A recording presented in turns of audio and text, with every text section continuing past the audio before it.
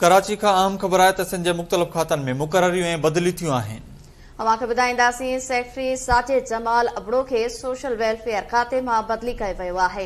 साजिद जमाल अबड़ो सिंध के गवर्नर जो principal secretary मुकर्रर थियो आहे।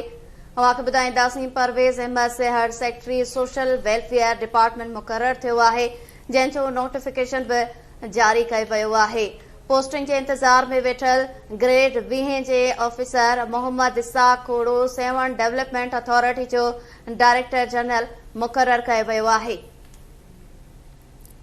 ब्रेकिंग न्यूज़ है सिंध के मुख्तलिफ खातन में मुकर्ररियूं ऐं बदली थियूं आहिनि। तफ़सील मालूम कंदासीं। लाइन ते मौजूद है सगीर शाह। जी सगीर, छा तफ़सील आहिनि? जी बिल्कुल, सिंध हुकूमत तरफा मुख्तलिफ सेक्रेटरीट जो मुकर्ररियूं ऐं बदलियूं कयूं वयूं आहिनि।